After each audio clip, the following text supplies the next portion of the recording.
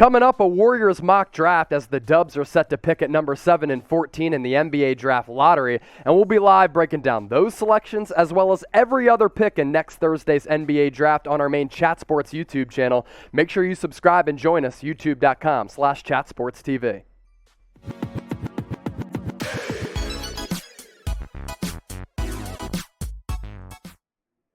So the Warriors are set to pick at number 7 and 14 in next week's NBA draft, and there's two different directions the Dubs could go in.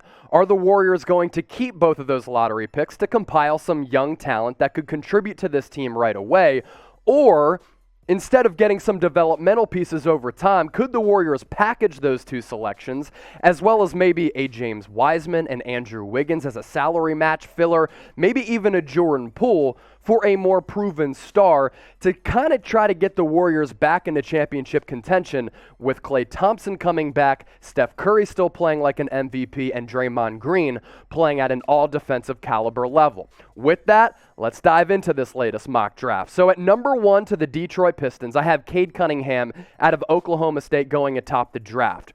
There is a slight chance, and we've talked about it here on Warriors Today, that maybe the Warriors could package the two picks as well as some of those player assets that I mentioned to Detroit to move up and select Cade Cunningham, who I think is the best player in this draft. Not by a wide margin, somewhat of a small margin, ahead of guys like Jalen Green, Evan Mobley, as well as Jalen Suggs. Love Cunningham's game, and if he's able to go to the Warriors, I think he fits in right away. I just think the probability of that is somewhat low. Offensive orchestrator, scores at all three levels, can create and pass, special vision for his size at 6'8", reminds me a little bit of Ben Simmons in that regard, especially on the open court, and given that size, he has potential to be a very good defensive player. Number 2 to the Houston Rockets, Jalen Green out of the G League Ignite, reminds me a lot of Bradley Beal and Zach LaVine. I think he's going to be able to get buckets right away at the NBA level. Number 3 to Cleveland, Evan Mobley out of USC. Prior to the season, maybe not seen as a top 5 guy. He is right now because he had an excellent season with the Trojans, making a deep run into the NCAA tournament. Want to break him down real quick because he reminds me a little bit of James Wiseman. And I actually think Mobley is a tad better than Wiseman, but their game's very similar because they can guard almost every position, both fluid movers, good athletes. I'd like to see James Wiseman attempt more three-pointers. That's what Mobley started to do last year at USC. He was able to hit a dozen of them last year. Number 4 to the Raptors, Jalen Suggs. Really love the prospect. I think he's a great replacement for Kyle Lowry if he goes elsewhere in free agency. Number 5 to the Magic, Scotty Barnes. One of the best athletes and wings in this draft. He can also handle the rock and pass it. Jonathan Kuminga, number 6 to OKC out of the G League Ignite. Kind of overshadowed a little bit by Jalen Green. Some comparisons to Jaylen Brown of the Boston Celtics. And with that, we get to the Warriors on the board at 7. And I have the Dubs going with James Bouknight, a guard and wing out of UConn, who I think is one of the more ready scorers in this NBA draft class, which I think figures nicely for the Warriors because I think he'd be able to step in a bench role and score for this team right away. And what do they need? Outside of Steph Curry, some playmaking options who can create off the dribble.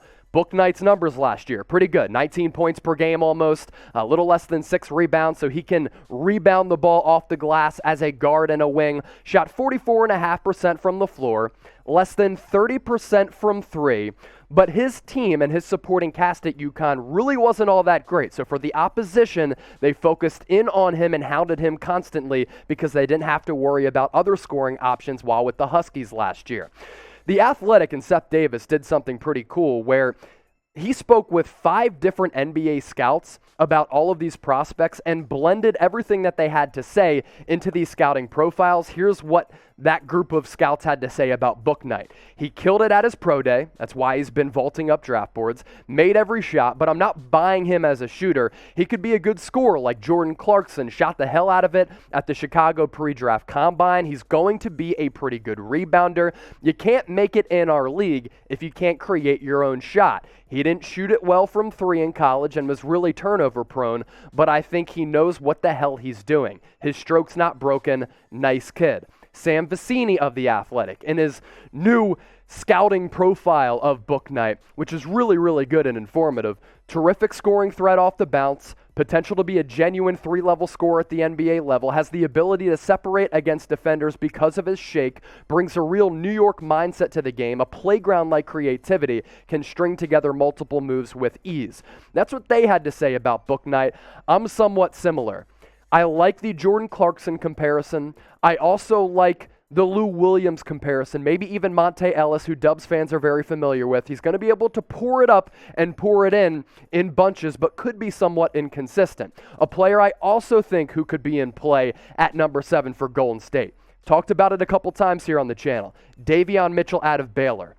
Defensively, reminds me a lot of guys like Patrick Beverley or Kyle Lowry. Offensively, has the shiftiness of a Donovan Mitchell. Not related. They wore the same number. Both play similar offensive games. Mitchell really broke onto the scene last year, helping lead Baylor to a national title. So would you be happy with Bouknight at number 7? Let me know in the comment section. Type H for happy, type U for unhappy. Be sure to get those votes in the comment section down below.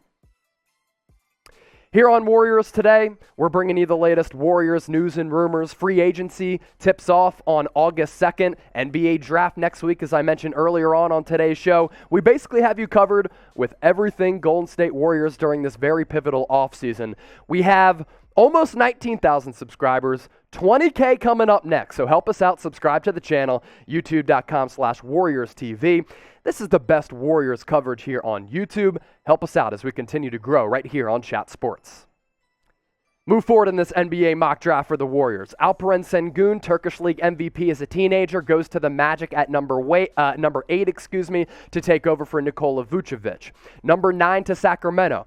Kings go with Corey Kispert. I think he's the best pure spot-up outside wing shooter in this draft, as a guy who can really catch and shoot it. He goes to the Kings at 9 to team up with De'Aaron Fox and Tyrese Halliburton. The aforementioned Davion Mitchell, who I really, really like, think he's going to be a top 10 pick, possibly to the Dubs at number 7, goes to the Pelicans at 10, ready to play player right now, teams up with Zion Williamson. And as we move forward in this draft, how about Moses Moody out of Arkansas going to the Hornets at number 11? He's a Clutch Sports Rich Paul client. I think that has some power. Also think he's going to be a pretty good 3-and-D player. Franz Wagner out of Michigan to the Spurs at 12. I think they could develop him, which is much needed because he's a very consistent outside shooter. If he is consistent, could play for a long time. If not, he'll flake out of the league. Josh Giddey.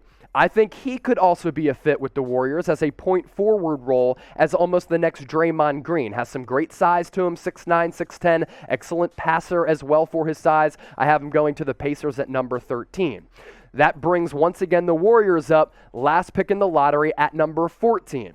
James Bouknight, I thought, is a good pick to the Warriors because he can play right away. I'm going to say the same thing about Chris Duarte, and that's why I think he fits nicely on the Dubs. Let's break down his scouting profile that I put together before we get to the NBA scouts profile on him, as well as what Sam Vecenie had to say. For Chris Duarte, look, a lot of people early on thought he was going to go deep into the first round, maybe even be a second-round guy. He's been sneaking up into the lottery because he has a ton of modern-day value. Also like his athletic traits. 6'6", 190, has DB skills, plays passing lanes, really good defender. He's a spot-up and knockdown shooter, one of the best in this draft class. He's also very consistent, which I like. Not the best creator in the world, but he can dribble at least a little bit. One of the reasons why some people are concerned about him, 24 years old. But because of that age, I think he could step in as a rotation player, spot starter right away on the Warriors. My pro comp for him, Danny Green, because he can shoot it from the outside consistently, also play really good defense. As for his numbers last year, I talk about the consistency and the efficiency, which is a big reason why I think he could be a lottery pick. 17 points per game, 4.5 rebounds, little more than 42% from 3. That is a fantastic number. He's got a really clean stroke, 81% from the free throw line. Here's what NBA scouts had to say on Duarte. Love it here. That's my man crush right there. He's not what you think of when you think of a JUCO kid, which I like the path there, a little bit of toughness. He plays the right way. He plays really hard. Tough physical kid. He's just a basketball player. They continued on by saying this, I know he's 24, but whoever drafts him is getting someone who can play right away. He can dribble, pass, shoot. He guards, got a good feel, just doesn't have a lot of weaknesses. As for what Sam Vecenie had to say, here you go. Rarely makes errors, doesn't go out of his comfort zone, but his comfort zone is relatively expansive, a pristine fit for what the NBA is looking for. Hard to overestimate how terrific Duarte is as a shooter. Numbers were ridiculous this past season, made his catch-and-shoot jumpers at a 69.2 effective field goal percentage, 23rd out of the 713 players to take at least 60 shots. So basically, my scouting intel on him, very similar to what those scouts said, as well as Sam Vecenie. That's why I love him to the Warriors at 14 and think it would be a very, very logical pick. Once again, I want to emphasize this. I don't think the play for the Dubs is, if they keep these 2 lottery picks, to go with players who are developmental prospects. Why is that? They're ready to win now, and I think if Klay Thompson is healthy, getting back to that all-pro caliber, the Warriors could contend in the Western Conference next year. That's why I think it's important to bring in players who can play right now in the immediacy of the moment. Bouknight and Duarte can certainly do just that and help this team right from the jump, even as rookies, because that developmental process is a little bit streamlined because they are further along in the developmental process compared to some of the raw prospects in this draft class. I like Bouknight at number 7. I like Duarte at number 14. Do you like the latter at number 14? Let me know down below. Seriously, let your feelings be known. Type Y for yes, type N for no. You can also get into the comment section and let me know some players that you'd like the Warriors to draft at number 7 and number 14 as well.